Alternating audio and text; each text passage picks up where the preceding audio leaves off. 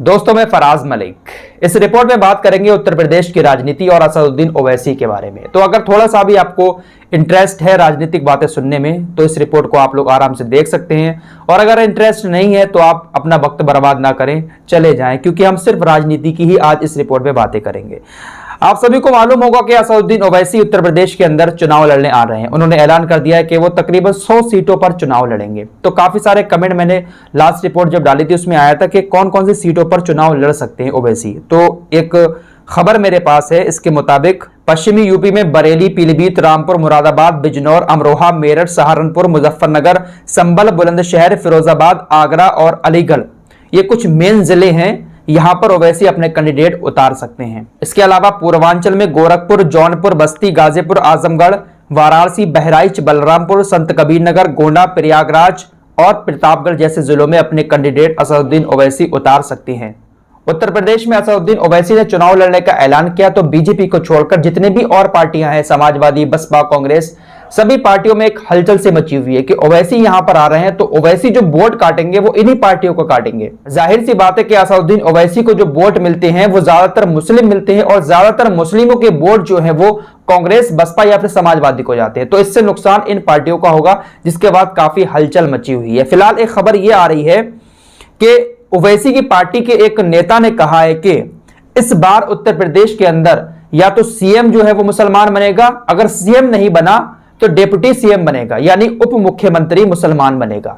यह बड़ा दावा किया है ओवैसी की पार्टी की तरफ से एक नेता ने। साथ ही साथ असदुद्दीन ओवैसी की पार्टी के नेता इम्तियाज जलील ने समाजवादी पार्टी के मुस्लिम नेता अबू आजमी से भी कहा है कि वो सपा को छोड़कर एआईएमआईएम में शामिल हो सकते हैं। अबू आजमी के लिए एआईएमआईएम के दरवाजे खुले हुए हैं, वो हमारे साथ आकर चुनाव लड़ें। कुछ इस तरीके का ऑफर उन्होंने समाजवादी पार्टी के नेता के सामने रखा है। तो क्या जो समाजवादी पार्टी के मुस्लिम नेता हैं, बड़े बड़े नेता, उनको ओवैसी के साथ जाना चाहिए? चुनाव में क्या होगा, कौन किसके साथ जाएगा, वो तो बात की बातें हैं, लेकिन हम सब मिलकर एक ओपिनियन पोल कर रहे हैं और जो खबरें हैं वो मैं आपके सामने रख रहा हूं।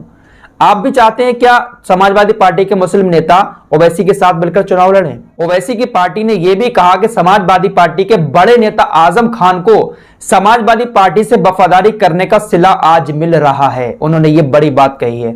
क्या आपको लगता है कि समाजवादी पार्टी का खेल बिगाड़ने ओवैसी उत्तर प्रदेश के अंदर आए हैं? फिलहाल असदुद्दीन ओवैसी की पार्टी ने कहा है कि गठबंधन के लिए हमारे दरवाजे खुले हुए हैं, चाहे समाजवादी पार्टी आए चाहे बसपा आए, हमारे पास आ सकती है, बात तो करे आकर। लेकिन ये लोग बात नहीं करते हैं, जाकर फिर सारा ठीकरा ओवैसी के सर पर फोड़ देते हैं। लेकिन मायावती ने ऐलान कर दिया है कि वो अकेले ही चुनाव लड़ेंगे, किसी के साथ गठबंधन नहीं करेंगे।